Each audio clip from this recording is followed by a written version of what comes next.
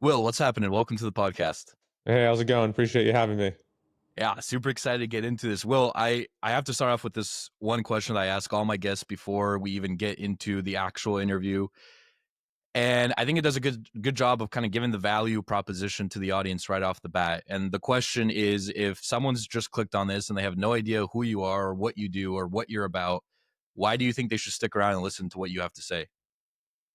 Yeah, for sure. What's up? I'm Will Custis, aka the Corporate Hooper, and I'm a New York City basketball, street ball player, creator who started my own business called HoopFuel, the first designated performance supplement brand specifically for basketball players. So, this is what I do full time. I've been growing a business from the ground up, fully bootstrapped it, and yeah, I can give a lot of insight into being a player, a corporate hooper, still grinding towards the game of basketball, and also growing a brand in New York City too. So I think I have a lot of unique perspective and insights. What corporate hooper? How did that start? What does that name mean? Yeah, for sure. So when I first started making content, actually coming up on 2 years ago was when I started this account. And at the time, I was head of growth at a sports betting company. And before that, I was a consultant at UI. And just like I've always been a big basketball junkie, like I play all the time, always, always, always. I've always found time for it. So when I was like deciding to start posting, particularly at the time, because I was starting to play New York City street ball and I was playing so much, what my angle or niche, whatever it was going to be, I just felt like the name Corporate Hooper was very, very fitting for myself and lifestyle. So in doing research for the pod, I obviously stalked your Instagram and went all the way back and saw a lot of your posts. You alluded to a little bit of your journey there, kind of how you got to creating content and starting the company that you have now that we'll touch on in this interview as well. But just give the audience a little bit of a better appreciation for like the entire journey, like how, because you went through, I think what a lot of people go through in maybe their mid to late 20s is maybe they start down a career path and they're like, oh shit, like this is not what I was expecting. Or Yep. maybe they start to realize like, hey, this isn't for me. And a lot of them, I feel like, want to make that jump to perhaps starting something on their own. Maybe they want to start creating content. Maybe they want to start a brand, a company, whatever it is. But they're in that in between spot where they're like, oh, I have the safety of this job, but my passion maybe lies somewhere else. So I guess touch on your journey a little bit more and then what your advice would be to someone who might be in that in between spot. Yeah, for sure. So like basketball has always been my passion. I decided not to play in college because like my only offers at the time were like a collective of Division III schools, and just like I didn't see myself like playing basketball post college. And even though it's funny enough, that's like all I do now.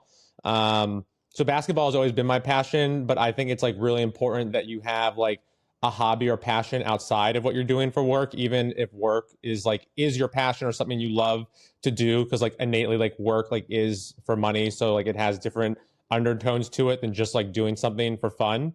So I just think it's really important to have that in your life, and for me that's basketball. And I saw so much on social media of like a push for running, Pilates, other activities, and I didn't feel like basketball was like represented as like an activity you could do to just have fun, get in better shape, make connection.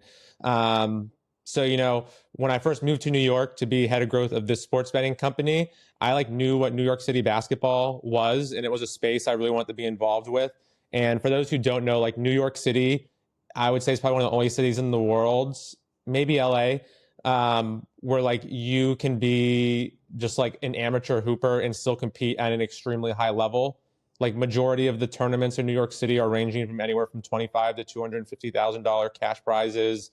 It's a ton of former college players, current college players, former current pros. Like the environment's really unique where you can keep competing at that high level. So it was a space that I wanted to like break into. So when I first moved here, I just started playing every day, and my mindset was I will say yes to any basketball session. And I was like waking up at 5 a.m. to go to the gym, lift, try to get better, like all while I'm working full time. And after about a year of that, a lot of the guys I worked with were like, "This is insane! Like no one else is going from the office to Rucker Park to play in like a live streamed pro-am game."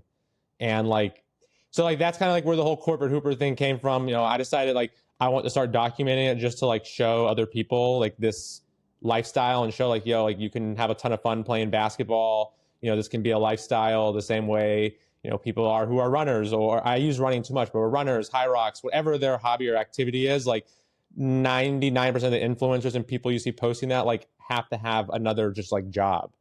Like that's just like that's what it is, right? But you can still have a lot of fun outside your job. So like that's what I was trying to capture. And then like I learned a lot more about content and strategy, and like then my page started to perform better. But like I didn't go into it with the mindset of, oh, I want to build a personal brand. I want to try to make money from this. Like I just wanted, like I just like playing basketball and want to document it. And that was Well, it. what would your advice be to someone who's maybe looking to do what you did? Perhaps not exactly, but they want to maybe start creating content, but they are working that job and they're stuck between deciding, do I stay at the job or do I start the content or my own business? Yeah. So I mean, I would say like 100%, like to start, stay at your job and like know what your like truth is. And by saying that, I mean, you know, what do you enjoy doing day to day? Like what is a topic or something that you get really excited by? And just start engaging or practicing that outside of like normal work hours. And then just make content around it. Like I think you can truly make content around anything. And I think the biggest approach, I know Gary Vee says this, but like don't think about it as like making content and like, you know, tiring yourself out brainstorming. Like just document your truth and what you enjoy doing. And then like once you start doing it, you'll just learn like little things like, oh, I gotta create a better hook, or I think this would be a better way to story tell, or I like this angle better of recording. You know, like it's really not that deep. You just like try it, and like it gets to be really easy when you're, like I said, you're just living your truth and it's something that you enjoy doing. For myself, like I've been playing basketball and like doing these morning workouts for a long time. So like it wasn't like I didn't feel like I was like going outside of myself. You know, and then that audience began to grow. I learned more, and like my marketing background, you know, I saw a gap in the market, and that's why I started HoopFuel. You know, began to grow that side hustle out more to where I left my job to do this full time. So I think there's a very natural progression there, but I think it's very daunting for a lot of people when they first like go into content creation.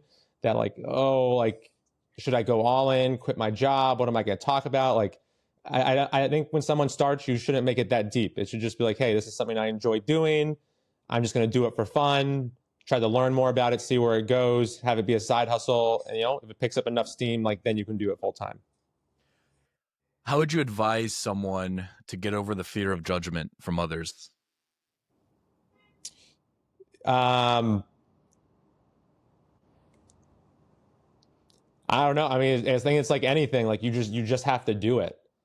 I know that's like a broad, like a just very like blanket statement, but like, you know, you fear swimming, you just got to jump in the pool. You fear heights, like you got to go up something high, and just like you just got to do it. Like just immerse yourself in it. Um, and you know, like lucky for me, like the people around me like didn't really like, I didn't ever feel like I got shit for posting on social media. And like that's where I say too, like, but I feel like that way because like I was just like posting about my truth. Like what I was posting about, people were like, "Oh, that's Will." Like they knew I hooped a lot. They knew like what I was about.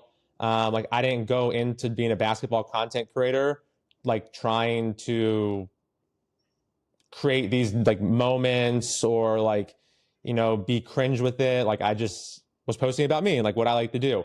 And I think it can be more daunting if you're going outside of yourself, or like you're trying to do things that like aren't you. Um, you just got to do it though. Like that's like it's the best advice I can give is just do it. Yeah, well, it was Nike's slogan for a reason, because it's Yeah. powerful, and it's a simple statement. And I think too with the internet, like or maybe it's a human nature thing. When we hear simple statements like that, we often assume like, oh, that possibly can't be the answer. Like it has to be something more complicated. Like Yep. I think if you look for advice in any niche, right? Like if you go to fitness or if you go to dieting, like my opinion, and I hold this opinion very strongly, is like a lot of dieting advice is just like way too complicated. It's way too overrated. Like there's no reason for you to do all these complicated things. If you want to lose weight, like eat less and exercise more. And it sounds Yep. simple, but it works. And so, like in this case, like yes, it sounds very simple, like go out and just do the thing. But I will say from personal experience, and the reason I resonate so deeply with you is I used to have that fear a little bit. Like when I first started posting clips of my podcast or even of me talking on Instagram, like, oh, you know, what if people make fun of me? What if they say this? What if they say that?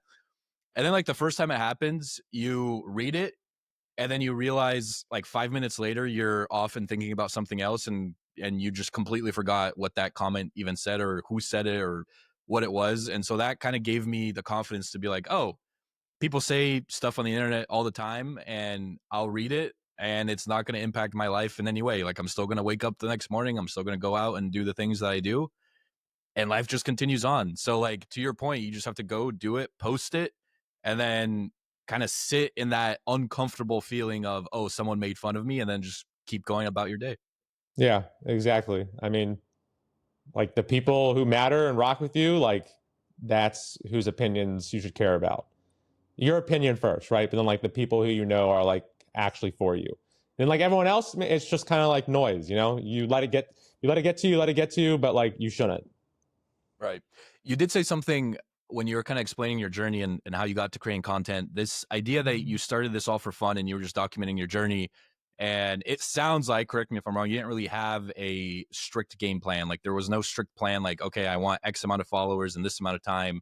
It was kind of just like posting about your day, posting what you're doing, and then the growth came naturally. Where oh, go ahead. No. Yeah, I was just saying like I didn't have like a plan. Like I just was like I just like saw things online. I was like I could post about that, but like I'm posting about it from like a basketball angle. So I would be like my 5 to 9 after my 9 to 5, and it would just be me taking the train going to my basketball game. I'd be at the game. I'd just put the camera on me. I'd be like, "Yo, I'm about to play my Wednesday night game. I'm so excited!" And then just like post some clips from it. Then after, I'd be like, "Yo, we won. Let's go! Awesome Wednesday night!" Like boom, end of post, like put it out there, and then like people start commenting like I love playing rec leagues on Wednesday, like oh bro you're tough, like whatever it is. um and then like I would like story tell the basketball game, like here's what happened in my game XYZ. I didn't really have like I had no plan, you know.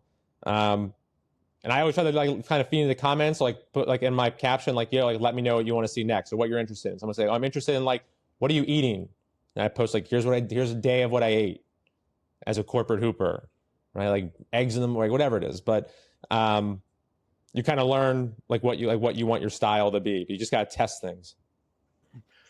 What signals did you look for in the beginning to know whether or not it was working? Because I think one of the main problems that people run into, whether you're building a company or building a brand online, is you really don't know if it's working or not. Like, yes, you Yeah, may gain followers, yes, you may have engagement, but is it actually resonating? Are you actually cutting deep into whatever core audience you want? Like, what signals did you look for to say, okay, I think this is working. I think we're onto something here. I wouldn't say I was like looking for signals. Like I saw like my posts were getting more views, more engagement, but like when I knew it was working was when I was walking around New York and people were coming up to me like, "Yo, you're corporate hooper." And like, if you see my page, like, I don't think I'm a massive creator. Like, I have like 40,000 followers on Instagram, but like, my audience analytics are heavily New York, like heavy New York. So that's the one thing. So like, I'm not like worldwide or even like that national, but like New York, I have a good foothold here. And then like when I started going to these pro-am tournaments and like the announcers started knowing who I was and like people did, I was like, oh damn. I was like, it's like this is actually being seen. This is like crazy. And I started getting invited to stuff, which was cool. So like that's when I thought it was working. I've been thinking about this a lot. I brought this up on the last podcast I did, but Steve Jobs had that famous commencement speech that he did at Stanford back in maybe '05, '06. And one of the things that he discusses during that speech is this concept of connecting the dots and how he took, a calligraphy course in college and he took other, maybe more artistic type courses that at the time he had no idea what the use was for those courses, but he took them anyways. And then he started Apple, and Apple is known for these beautiful designs and beautiful font and all these things. And so now looking back on it, Steve was like, oh, I was able to connect the dots and say, well, me taking this calligraphy course directly impacted Apple's success because it led to these beautiful things. And I wouldn't have known about that had I not taken that course. And so I've been thinking back on my own life, like what are like how can I connect the dots? Like, what are some things that seemed irrelevant in the moment, but are now extremely relevant? And I'll think back, like, for example, I took this communications class in college, which at the time I was like, I'm never going to use this. Like, I went to school for engineering, and I was like, oh, this isn't math, this isn't science, it's completely useless to me. And now here I am on a podcast and creating content, and communication is like key for all of that. Being able to Mm-hmm. speak well and to speak eloquently. I'm curious, from your journey and from your experience, is there a moment like that where you were doing something in the moment and you're like, I'm never going to use this, or this may be useless? Those are very strong words, but I think you get my point, that now you look back on it and you're like, wow, that was actually extremely useful. I took a public speaking course in college. That was important, but like I've never had like fear of public speaking. Like that's never been as much of an issue. I'm like, it's funny, but like I took a writing class in my freshman year of college. That actually the skills from it come back really important, and it's just like basic storytelling framework. That's it. And I was a math major in college, and I don't use any of my major from college. Even when I was in like the heavy corporate field, I barely used anything. But I think particularly now, some advice I'll give as people are in college, think what they should study, what they should look at, like creative writing, public speaking, like the people who I think are going to really win in like the next like 10, 20 years are like the best storytellers. And you probably see it online a lot. It might seem like a blanket statement, but like being able to communicate really effectively is how you're going to win. Like particularly with AI, so much content and so many creative pieces are being like pushed all at once. So like being able to communicate clearly and effectively is going to like really help brands, individuals break through. So let's unwrap that a little bit. What does it mean to be an effective storyteller and an effective communicator? Yeah, so it's different. So like it determines like what type of like setting I'm saying this in. If I'm talking about being an effective storyteller and communicator within short form content, I have one opinion. Long form, different. In person, different. Running the brand, slightly different. At its basis, you need a hook. And a hook is different for all those formats, but you need a hook to be able to just get people's attention. And then you need to be able to pay off that hook. And then you need to be able to conclude it with some type of emotion or action. That's like very basic framework that I could almost apply to any form of media or just like communication. So give us an example. Let's do this live. We're workshopping how to be an effective storytellers. Like, what would be an example of you can pull from your own content that you've done? Yeah, exactly. So, I mean, I'll talk about it with HoopFuel, and we'll go more into it. So, like with HoopFuel, I really storytelled why I was even starting the brand, like what my why was, and then why I believed there was like a need for this brand. And I didn't know like what the right hook was. I tested a lot of different hooks to see, okay, what will get people's attention the most. Like at the basis, I knew there should be a supplement for basketball players. And I believe there's reasons for that. And it would like be a great product and no one else is doing this in the market. Okay, but how do I hook someone's attention on that? And then once their attention is hooked, how do I get them to also come along that journey of why I started the brand, how I started the brand, to then get them to want to actually look at the products and say like, oh, like maybe this is something I would want to incorporate into my life.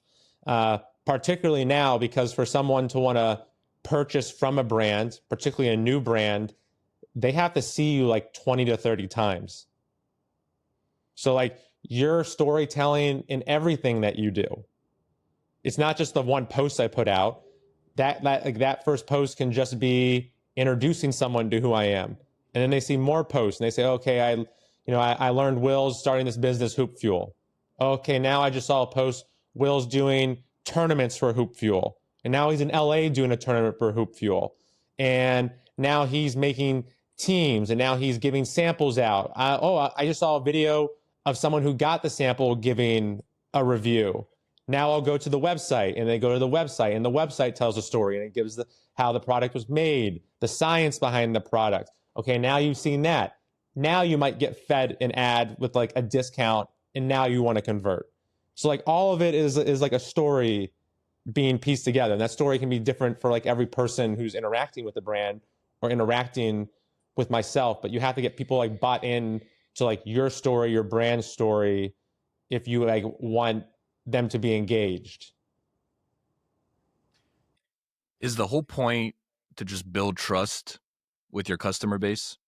Like, is that the main objective? Like, build trust, have people recognize you, have people recognize the brand, understand where the ingredients come from, understand who you are, and ultimately you're just building this trust and goodwill with your customer. Trust for me is like the bare minimum. I want to build champions of the brand. People who, when they pull it out of their bag, they want to tell people around them about the product. So when someone's at a gym and they see their friend sitting next to them drinking Gatorade or having like some random like Cliff Bar or whatever it is, that they pull out and they're like, yo, bro, like I take HoopFuel, like, and I freaking love this brand, bro. Like you got to check it out. Like I want to build champions of HoopFuel in my brand. And like, even for like the corporate hooper, like champions of the corporate hooper are not people who are like fans of me, but they're people who want to go play basketball, and they want to like build a positive basketball culture and basketball environment for themselves and like their friends and people around them. Are you do you know who Chamath is? By any chance, have you listened to any of his stuff or seen him all in podcast? Yeah. I know who you're talking about. So he had there's this clip that always I feel like resurfaces on my Twitter X account, whatever you want to call it, like every month or so. But it's him talking about like the early days of Facebook and how they when they were trying to grow the company and grow the app, he talks about the fact that they never spoke about virality. Like that that word never came up. Like that was just, he was like, he sat down with his team and he was like, guys, like that word is banned. We're not going to talk about it. We're not going to try and engineer this for it to go viral. The only metric that they cared about, and I'm going to butcher the exact numbers, but it's like, if someone signs up, like how long after they sign up do they send it to like 5 of their friends for them to also sign up? Yeah. And he was like, that's how we're going to grow this app. That's how this is going to become the #1 social app in the world. And it sounds like you're trying to do a very similar thing with HoopFuel. Yeah. I mean, I'm never going to outspend or outmarket like the mega players in this space. And like I operate in just like what I would say is like the nutrition and wellness space. I'm never going to outspend anyone. Now you can take sports nutrition, sports wellness. I niche down even harder to basketball. But I'm never going to outspend people. So like I have to get people to be big believers in the product, and I also have to make sure I create and deliver on a superior product, which I feel I do. But that's really important. And as for virality, like I don't care about virality. I never have. And I'll give a quick little example. I've had a post do 100,000 views and pull me 2,500 new followers. I've had multiple posts break 1 million views and not even give me 300 new followers. Which post do I think is better? I think the post that got me a lot of followers and was me talking about my journey, my story, is way, way better. Someone else might be like, oh my God, the one that got millions of followers. But like, it's like, I got millions of views. What does that mean though? Like, what did that mean for like much, like anything? And the thing particularly now with like long form, short form media, all these platforms, their algorithms are so advanced. Like your content is going to land in front of like your interest eyes. Like it will be seen by the right people based on what you're talking about. Like it will be seen. So that's why I say like I'm recommending like just start doing stuff and talking about it. It will slowly start to be seen by like your community, who you're talking to. And then you just learn how to become a more effective storyteller and become better at like making the content. Because then you get the people who you're trying to be seen by to engage with it longer just because you're doing like simple tactics better. But you'll be seen. I love the fact that you brought up that you don't care about virality. And I was actually talking about this on my latest podcast as well. I, I think a lot of people believe that they want the overnight success and they want the post that does 100 million views and, they go from 0 to whatever, 50K followers overnight. All those people are shooting themselves in the foot because they're not learning the skills that will lead to long-term success. Yes, you could put out a post, maybe it goes mega viral, you get all this success, but you haven't learned anything about what actually works, what doesn't work. The only data point you have is this one post that did really well. But if you have 50 posts and 45 of them flop, and you continue to iterate on those 45 posts that flop, you now have all these different data points and all these skills that you're building up. You mentioned hooks. There's so many other skills, storytelling, right? That we talked about that as well. You're building up this base of skills that you can now use to then create new posts. And I think overall that's going to lead to much more consistent long-term success versus if you just have one mega viral post and then you try and iterate on that. Yeah, I agree, right? And like best practice to say if you have the mega viral post, keep rinsing and repeating it, which is a good strategy for growing. The only thing I'll put a caveat to the mega viral post is like you can become known for that then. And you might not want to be known for that mega viral post, or you might want to be known for other things. Like in basketball, you show up somewhere and are really tall, coach might just say, yo, you're the center, get here. This is what you do. Okay, but like you might be like, hey, I want to develop other parts of my game and be known for these other things. Whereas if you post really consistently, you're consistent with what your message is, who you are, you might not grow as fast, but like your audience is going to know all those different areas of yourself. Yeah, that's a really good point. We've mentioned HoopFuel a couple times now, but we have done a complete disservice to the audience because we haven't explained what it is or what the actual product does. So if you don't mind, explain what HoopFuel actually is and what Yeah. people can expect. Yeah, so I started HoopFuel to be the first performance nutrition brand specifically for basketball players. So I started it, based off my own journey. I was playing a ton of basketball, and like if you ever watch me play, like my edge in the court, particularly playing against better players, is my motor. Like I'm in great shape. I never stop moving. I'm always sprinting, and like I can shoot the ball really well, do like a few things really well, but like I feel like my edge is I'm in better shape than everyone. So I take like my health and fitness really seriously. So, I just kind of like found in my own life, like I was mix and matching different supplement brands for what I needed. Like, I might use this brand for their protein powder, this brand for their hydration. And I was like, you know what? I was like, none of these brands even attempt to like market or talk to basketball players. So like, that's where like the growth marketer side of me started to go off. And I was like, even being at these basketball spaces, like I don't even think anyone knows what like supplements are or why they would like want to take a specific type of supplement over another. So I hit up my friend I went to college with, who was like actually studied in health and exercise, nutritional science. We got together and like really looked at it, like, okay, like what products would we make?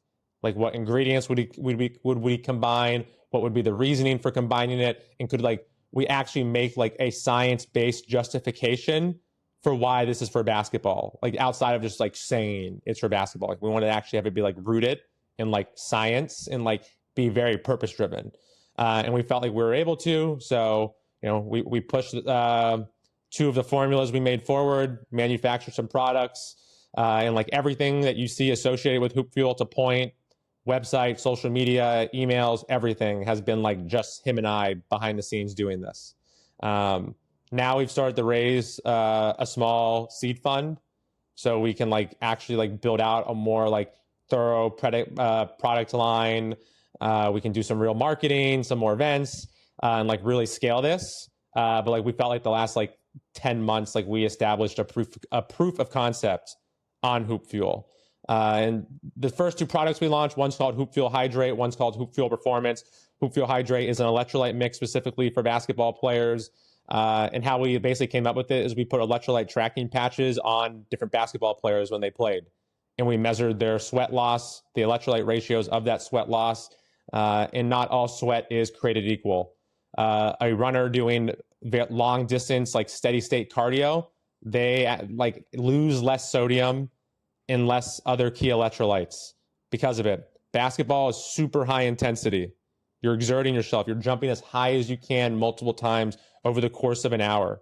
So you actually lose a higher concentration of electrolytes for the sweat that you're losing. So we made that formula match that, and we just use really high quality ingredients. HoopFuel Performance is something you would take before a basketball game to give you a boost. And like we looked at it and we saw players taking Monster, Celsius, some other pre-workouts before they played. And we said, how can we make a much cleaner version of this that basically just like complements like what you'd want in basketball, being like mentally sharp, blood flow, better endurance, and explosiveness. So we like made sure the ingredients, the ratios of what were put in there, basically complemented and enhanced those traits that you'd be looking for on a basketball court. Now we're coming out with like a whole HoopFuel system where we want to have pregame, core, which is like anytime but during game, post game, and then a longevity product. And that will be like the HoopFuel system. And we're making them all individual serving sticks, offering different bundle deals. This is all to like come though. But to start it was just bootstrapped. Like we just like, put our savings together, created some products, and sold it all organically, all strictly. We didn't know paid marketing. This is all strictly organic, just straight hustle around New York City, setting product tables up at different events, hosting our own events, our own runs, everything. And what type of feedback did you get from some of those early adopters?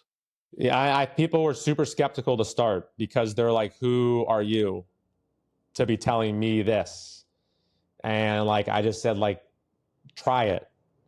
Trust me. Try it. Like, it's not my, the thing was, it was a bit of a trust me, right? I mean, I made a lot of videos talking about the science, how we manufactured everything, but still, people are skeptical. I said, try it. And then dudes would take it and they'd be like, yo, I felt really great. Can I get one? And now they tell me they take it all the time. And then I see like the repeat purchasers and I'm like, all right, like something's here. It's starting to work. So, it's just, to me, it's just about getting like the product out there, getting people bought in on the brand and just giving them the opportunity to try it. Because once someone tries it, then they want it again. Is this a product? So funny, if we were having this talk maybe 3 years ago, I'd classify myself as a casual hooper. I don't even think I can put myself in that category anymore because I haven't hooped in a while. By the way, I think my NBA comp, Mehmet Okur, if anyone remembers Mehmet Okur, that guy was an absolute legend and he was nasty from three. And that's like my entire game. I just stay at the 3-point line, I shoot threes, and I can't do much of anything else. Is this product for like a casual hooper? Like who should be taking this? Yeah, definitely. Yes. So for casual hoopers of all ages, my baseline, I always say for who the product is for anyone who like on average throughout the year finds themselves hooping 2 to 3 or more times a week. That's who I think it's for. Okay. So if you're not hooping 2 or 3 times a week, like I guess, are you saying like the benefits won't, it just won't You make a want to take difference? it, you want to take it around basketball. And if you're someone who Right. plays a lot, this makes a ton of sense for you. It's going to enhance your game. It's going to enhance your experience.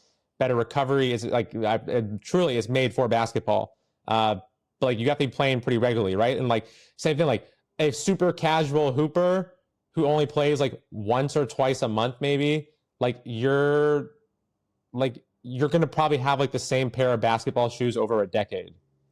The people who play a lot of basketball, they're buying new shoes every year. So if you find yourself buying new basketball shoes pretty regularly, HoopFuel is a good product for you. That's a great way to put it. I was actually going to bring up shoes as like an analogy, so I'm glad you beat me to it. Yeah. I I have use that analogy with people. I say, why do you wear basketball shoes and not tennis shoes or bowling shoes? Well, because it's made for basketball, right? So I'm like, this concept has already been a thing for a while. right. I had the co-founder of Chubbies on the podcast, and one of the lessons that stuck with me, I already kind of alluded to a little bit when I asked you about the feedback from early adopters, but he talks about the early days of growing Chubbies, and it was him and it was his co-founders, and they were in San Francisco and they set up this table and they put, I think at the time their first product were just shorts, and he put out like they just put out all like their entire catalog of shorts, which at the time might have been like 4 or 5 different pairs. And he said that was some of the most valuable information they ever could have gotten, because people Yep. would come, they would feel the material. They would sometimes even try it on. I think they had a changing room or like a portable changing room. They look at the design and be like, well, I think you guys can improve here. I think you guys can do this. I'm curious. I mean, we already kind of talked about it, but is there any feedback that you got from these early adopters that influenced the direction of the product or the company for that matter? The only thing was I had a lot of coaches saying like, can you take this? So like I made it initially the launch through my audience. Like that was the marketing strategy, was the launch creator led through my audience, and my audience is mostly adult basketball. So many coaches who are adults, can I bring this to my team here? So it just kind of influenced me that like youth really play a lot of basketball, which I forgot. Adults play a couple times a week. They're still serious. They enjoy it. They want it. Kids though, 12 to 18, they're playing every day, multiple times a day, because they're really competing. So like it influenced me to start bringing HoopFuel to more youth events. And it sold crazy at the youth events. That's interesting. What you, I think, said in an Instagram post that one of your goals for 2026 is to grow HoopFuel to $1 million plus in revenue. Yeah. What are you doing differently to achieve that? We're starting to spend on marketing. Yeah. That's like the simplest way, right? Like we're like actually going into like real growth marketing and like scaling now. But we didn't want to before because we wanted to establish proof of concept and we wanted to start driving a lot of organic traffic. So we saw people interacted with our email marketing, retention, interacted with our site, interacted with our content, because like my background isn't a lot of paid marketing and like growth marketing. That like if you don't have everything like tightened and buttoned up behind the scenes from when someone first interacts with your brand, then like you're burning money for no reason. So like everything should be like tightened up. You know it's going to have good conversion. You know where the touch points are. You've already kind of optimized things. Now you start to spend more. And then because you know you're not like leaving dollars on the table because you don't have like these things behind the scenes tightened up. So like now for us it's just scale. And like we know we can get product turned with our manufacturers in a certain amount of time. Like if you purchase a HoopFuel product, you like see it, like you'll see our website is really tight. We have a lot of reviews on it now. Our email marketing, we've like over 100 emails we've pre-built out to like make sure people are informed. We've built a lot of like repeatable processes. So like now we're able to scale. So like the goal is 1 million, but like my long-term goal for HoopFuel is to have it be like a $3 to $5 million a month business. How much work has gone into this? Like, I know it's probably difficult for you to put into words, like all this probably sleepless nights and all these things, but I'd love to just get a sense of how much work it takes to bootstrap a company, in the manner that you and your co-founder did. Yeah, a lot. And I tell people a lot who are like, I want to do that. I want to do this. I'm like, don't. I'm like, don't, because like, first off, like if you're really actually bootstrapping, like I know people online like give these like get rich quick rag to riches stories. And like for the most part, I'm always skeptical because they're selling something on the backside of that. Um, it's a lot. It's not that it's like a lot of it's a lot of work, but like you're gonna take a lot of losses and you're gonna fail a lot. Granted, like you learn a lot from those. But it's a lot. You're trying to get a brand and a new product fully off the ground. You're creating an entire new ecosystem. You're having to learn things you've never engaged with. Like I have to learn finance, operations, sales, customer service. I didn't know the manufacturer product. I had to learn about working with manufacturers, working with freight, warehousing, shipping. It's like a million different things going on. You have to be on top of all of it and like interconnect everything. So like it's kind of like overwhelming to like do all of that at once. So like I don't think it's like not. I don't want to say it's not for the weak. It's just like if you're gonna do it, like understand this is not like a sexy journey. You see the winners, right? You see the winners online, the people who come out and like, oh my God, things are great. Just work hard. You're gonna make so much money. Like, but those for like where I am right now, like you're in the thick of it, and like it's like a lot of work, and like it's a grind. I think you bring up a really good point, and it's all over social media, this idea of survivorship bias. And to your Yeah. point, like you only really do see the survivors, like even with content. Like if you're watching someone's content, probably means that they made it to some extent, right? Like if it's showing up on your feed Yep. or if you're going to check out their profile, like they have reached some target audience. What you don't see are all the people who tried, who started, who maybe did all the exact same things that you did, but just failed, just didn't get there. Yep. And I don't know like how you would push back against survivorship bias on social media. Like I don't know if there's just a way to I was almost thinking like for this podcast, it'd be super cool if I just interviewed people who failed. Like just be like, tell me about your failure. Like tell me about all the things that you did that didn't, get off the ground or what you could have done better. Cause I mean, we keep saying you learn a lot better from failure than you do from success, but that doesn't translate to a lot of the content that we watch and a lot of the content that's popular on social media, which is mostly success driven. So I'm like, that kind Yeah. of breaks my brain a I, little I, I bit. think I don't think it's bad to see a lot of this success driven stuff. It's good. It's aspirational to see, and it could motivate you, and you can learn a lot from it. I think just the big thing to remember is success takes a long time, and even if it's an athlete who's a pro athlete now, they're gonna try to tell you in a very like even this podcast, like I am too. They're gonna tell you about a very long period of time of how hard they worked and how they grew in a short period. I worked really hard. Here were the three core things that like got me there.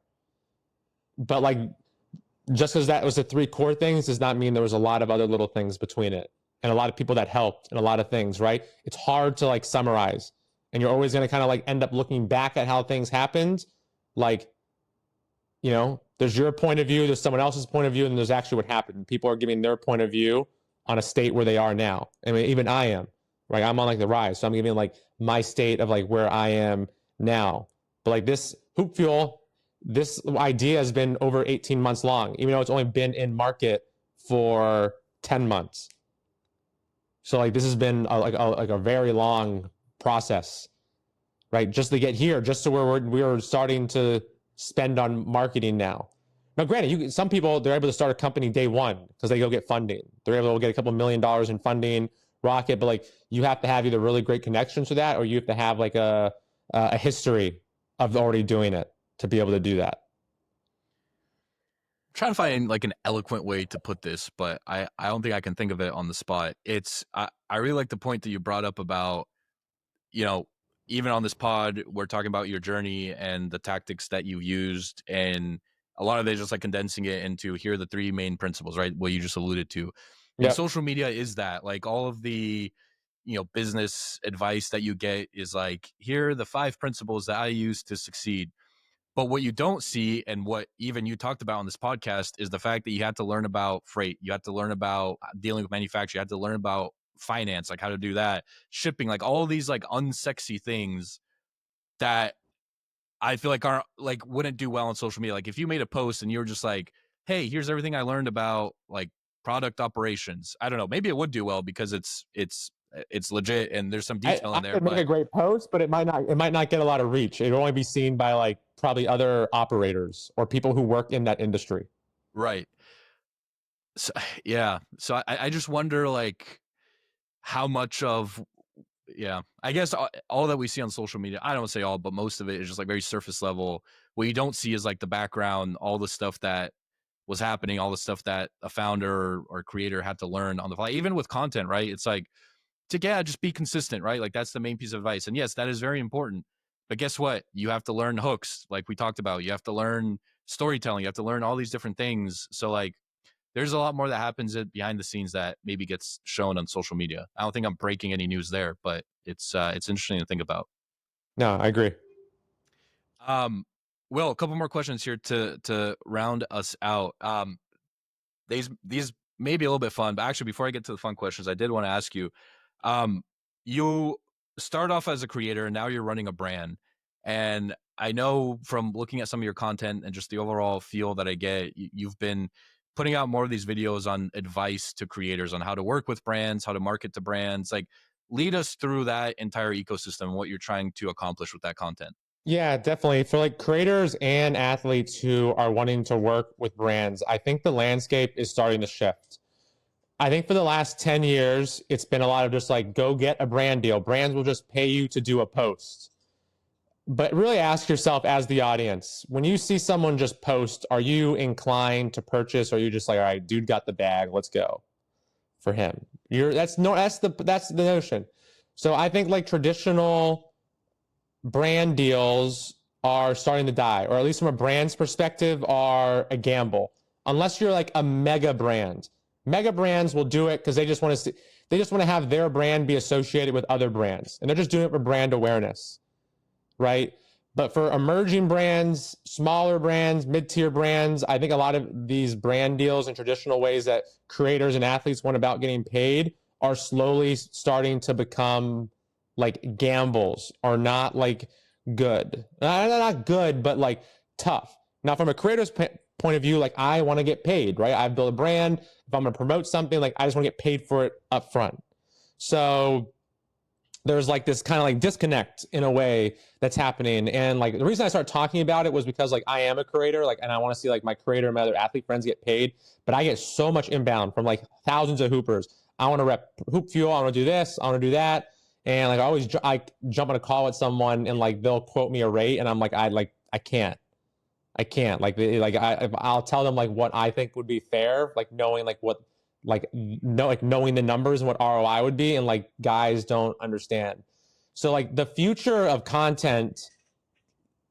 So I'm saying like the brand deals aren't as important. Marketing spend and spend on content is on the rise though. Why I think this brand spend's on the way down. So you have to figure out as a creator and influencer how to like get the money on the rise, and it's through, like I said earlier, being able to create the best creatives possible, and like helping and like the term people are using right now is like UGC. But like if you can become a really good UGC creator, you can make a lot as like an athlete or creator. Like helping the brand with their creative process, testing different messaging, executing on creative concepts, and it can come like off from your page. Uh, so like I just encourage athletes and brands to like learn like the new strategies, because like it's shifting. Like the marketing creator landscape is shifting from where it was from 2026 to 2025. And like stories, creative concepts, like that's what's winning over just like the individual brand and the person promoting. Um, I'm going like long-winded with this. It's just like I want to see everyone get paid and like get their bag. But I think to do that, you have to be like ahead of the curve or ahead of the wave of like where it's headed. Um, so like for me, I'll say with a couple other brands I'm helping with, I made them add examples. I took one creative concept and I made it 15 different variations, executed in different ways. I gave to them to run as ads. And I said, just give me a percentage of what you make off the ads, because the individual piece of content matters more than like my brand, if that makes sense. So I think that's just a new model that people are going to really like. And there's a ton of upside for me, because if one of those ads does really well, I could get paid like 10x what the brand deal would have paid. You mentioned UGC. For those unfamiliar, what does that mean?